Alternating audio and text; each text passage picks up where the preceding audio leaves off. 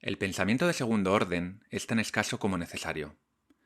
Ir más allá del resultado inmediato de nuestras decisiones y pensar en consecuencias de las consecuencias es el primer paso para el pensamiento profundo. Henry Hazlitt comienza su obra maestra del pensamiento crítico, Economía en una lección, con la siguiente frase: el mal economista solo ve lo que advierte de un modo inmediato, mientras que el buen economista también ve más allá.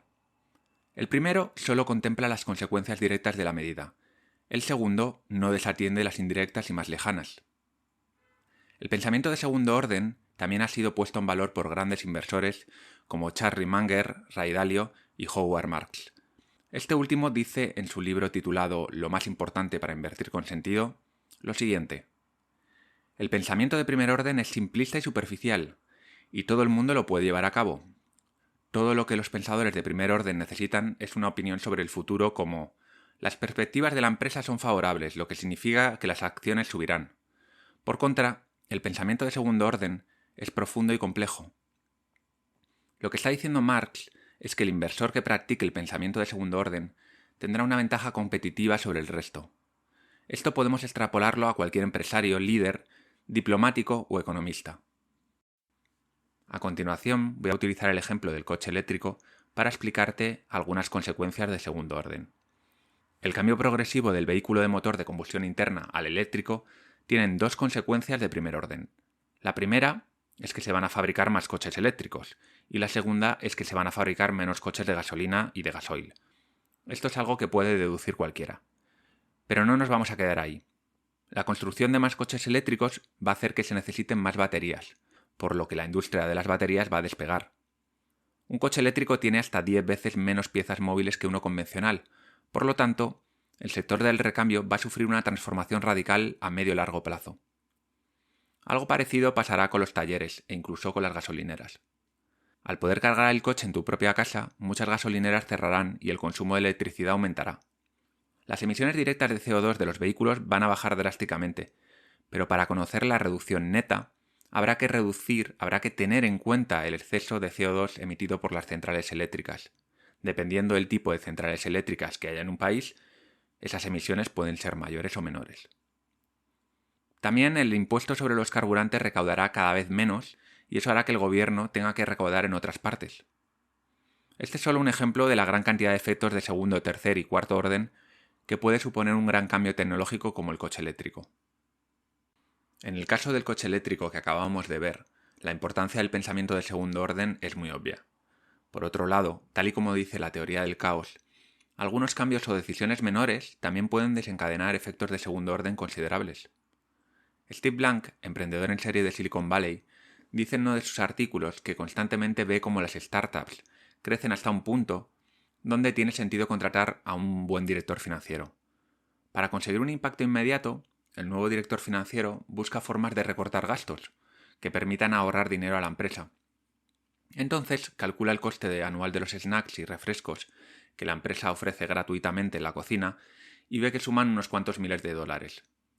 Parece un derroche de dinero, así que decide cobrar unos cuantos céntimos por cada refresco. Al fin y al cabo, los empleados en el Silicon Valley tienen muy buenos sueldos. Blank comenta que, en su experiencia, el resultado es siempre el mismo. Los empleados que ayudaron al crecimiento inicial de la compañía perciben cambios en la forma de hacer las cosas y empiezan a pensar que la empresa ya no es como antes. Sí, es verdad que ellos pueden permitirse pagar esos refrescos, pero tener que hacerlo de un día para otro es un símbolo de que la cultura de la empresa está cambiando. En algunos casos, esto puede ser suficiente para que algunos de los empleados más valiosos salten del barco. Así, el ahorro de una pequeña suma de dinero acaba costando mucho más de lo esperado. Puede que te estés preguntando por qué el pensamiento de segundo orden es algo tan escaso. Bien, en realidad tiene bastante lógica. Hay muchos motivos por los que escasea, pero en mi opinión, el principal es nuestra tendencia innata a evitar pensar en profundidad. El pensamiento lento, o de tipo 2, según los términos del propio Daniel Kahneman, es bastante costoso para el cerebro, aumenta nuestra carga cognitiva y por lo tanto evitamos usarlo todo lo posible. Por si esto fuera poco, el pensamiento de segundo orden también se ve entorpecido por varios sesgos cognitivos y heurísticos que están grabados en nuestro ADN. Por ejemplo, el sesgo optimista nos hace pensar que la primera idea que nos ha venido a la mente será la buena. Una vez enamorados de esta idea, por ejemplo, los coches eléctricos reducen las emisiones de CO2, el efecto de anclaje y el efecto de dotación harán todo lo posible porque no profundicemos más y defendamos nuestra idea a capa y espada. También somos cortoplacistas por naturaleza, y solemos pasar por alto los efectos del largo plazo, o simplemente no les damos la misma importancia que a los inmediatos. Además, el pensamiento de segundo orden no es eficaz cuando nos faltan conocimientos sobre el sistema en el que estamos interviniendo. Un especialista puede profundizar mucho en las consecuencias de una decisión que está dentro de su ámbito de conocimiento, pero permanece muchas veces ciego al resto de los efectos secundarios. Esto lo veíamos en el ejemplo del financiero, que probablemente era incapaz de ver las secuelas culturales de sus recortes.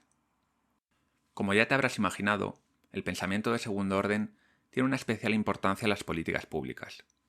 La famosa ley de las consecuencias imprevistas dice que cualquier acción política tiene consecuencias no previstas. Los economistas y los políticos a menudo toman medidas que perturban sistemas complejos como pueden ser el económico, el social, el ecológico. Dada la infinidad de componentes e interacciones de estos sistemas, cualquier modificación en una de sus partes va a tener consecuencias en ocasiones gigantescas en el resto del sistema. Más allá de la intención del propio político, que puede ser facilitar a la gente que pueda alquilar una casa, evitar desahucios o reducir la pobreza, van a suceder cosas imprevistas, algunas positivas y otras negativas. Y es que el comportamiento del sistema habitualmente es ajeno a las intenciones del reformador. Veamos un caso paradigmático que se dio en la India colonial de la ley de las consecuencias imprevistas. También en este caso es recordado como el efecto Cobra.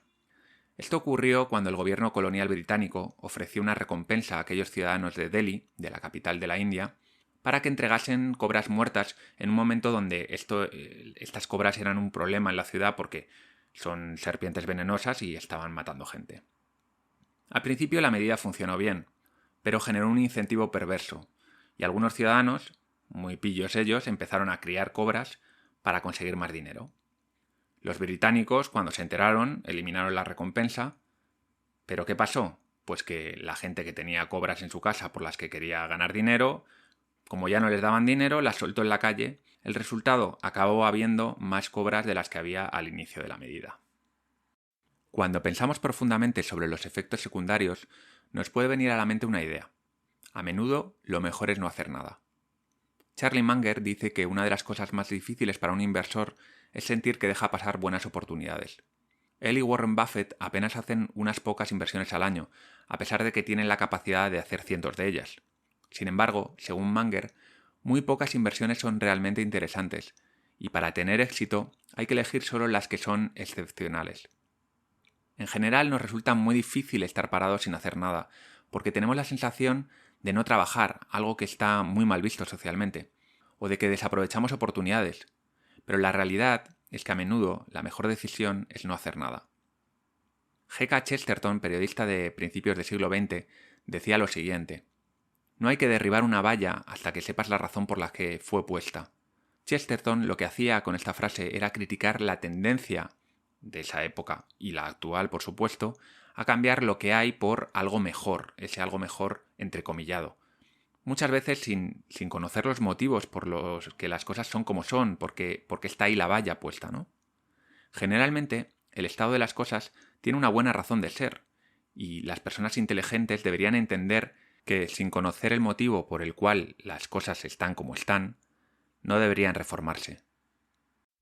En la mayor parte de tus decisiones, seamos sinceros, vas a seguir usando el pensamiento rápido, de primer orden, donde la intuición es la que lleva la voz cantante. Esto te ahorra tiempo y energía, y es correcto. La evolución nos ha diseñado así, y por algo será. Sería completamente inviable estar todo el día profundizando en todas y cada una de las disyuntivas ante las que nos enfrentamos.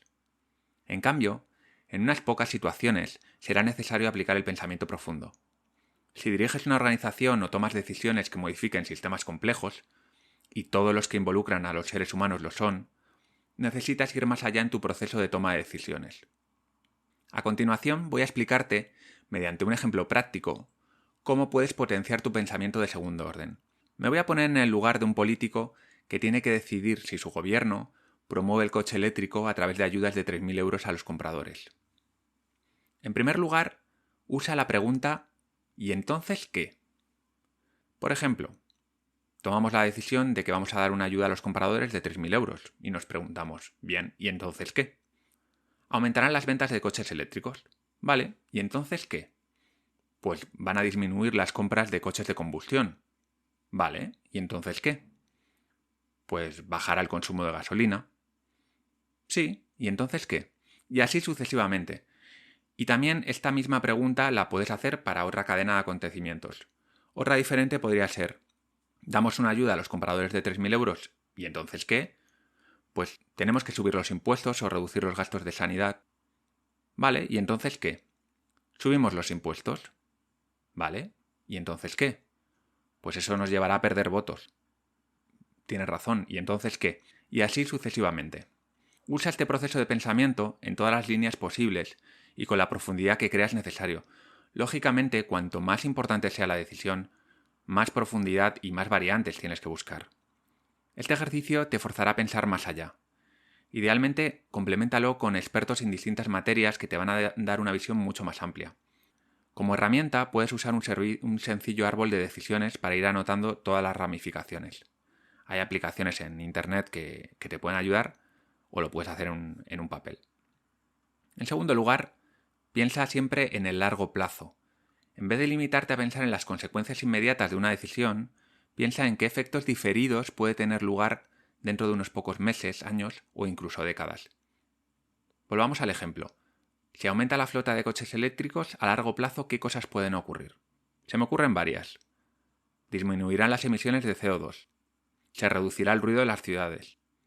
La reducción de ruido en las ciudades podría llevar a que aumentase el número de atropellos, ya que los peatones no escucharían a los coches eléctricos.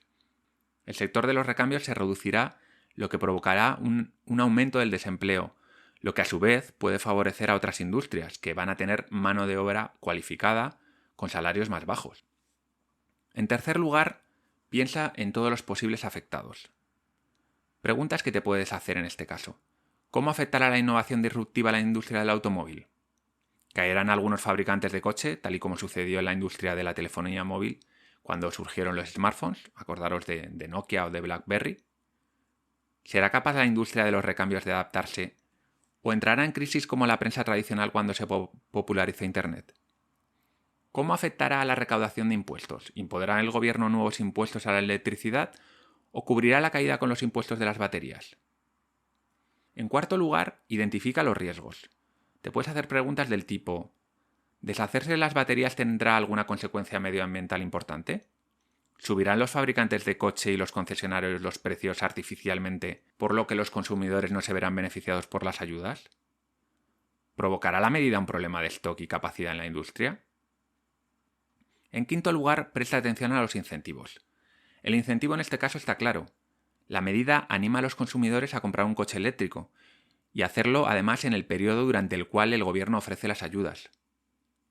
Podría haber un aumento de venta durante la medida y una caída posterior cuando se eliminen las ayudas, porque muchos de los compradores han adelantado la compra. Esto resultaría en que el número de coches vendidos es el mismo, solo que hay un pico y luego un valle. En sexto lugar, busca los bucles de retroalimentación. En el ámbito de los sistemas complejos, un bucle de retroalimentación, o feedback loop en inglés, es un mecanismo por el cual el cambio en una variable provoca la amplificación o amortiguación de dicho cambio. Vamos a ver un ejemplo. Cuantos más coches eléctricos se vendan, más coches eléctricos se fabricarán, por lo que se abaratarán los costes de producción y los precios de venta, y por lo tanto se venderán más coches, y esto a su vez hará que se abaraten más los precios de venta. En séptimo lugar, apóyate en otros expertos y en la información histórica. Para tener una visión más amplia de las consecuencias de la medida, te va a ayudar ser un experto en el tema, pero todo experto tiene sus puntos ciegos, por lo que pedir ayudas a terceros es fundamental. Por último, leer sobre las críticas que se hacen a este tipo de medidas te va a ayudar a mitigar el inevitable sesgo de confirmación que te empuja a buscar información que está alineada con tus ideas iniciales. En esta búsqueda va a ser muy valioso que investigues las consecuencias de medidas similares en el pasado. Para poder leerte estas propuestas con tranquilidad y pensar sobre ello, te recomiendo que vayas a polímatas.com y te leas el artículo que he escrito sobre el tema. El pensamiento de segundo orden es un modelo mental que, junto con el coste de oportunidad del que ya hablé en mi primer artículo, nos ayuda a tomar decisiones importantes y complejas de forma óptima, sin dejarnos arrastrar por los típicos instintos, sesgos e ideologías que nos llevan a tomar decisiones subóptimas y que en muchos casos podrían ser peores que no hacer nada. La historia está llena de ejemplos de medidas políticas, económicas y empresariales tomadas sin profundizar lo suficiente y que han tenido consecuencias nefastas. Ahora está en tu mano usar estas herramientas para pensar con mayor profundidad y mejorar tu vida y las de los demás. Gracias por escuchar un capítulo más del podcast de Polímatas. Soy Val Muñoz de Bustillo y es un placer tenerte un día más conmigo. Y no te preocupes si no has entendido algunos de los conceptos que trato en el podcast, como por ejemplo los sistemas complejos o algunos de los sesgos cognitivos de los que hablo, porque próximamente en el podcast y en la web polimatas.com estaré hablando en profundidad sobre ellos. Y bueno, un saludo, hasta la próxima.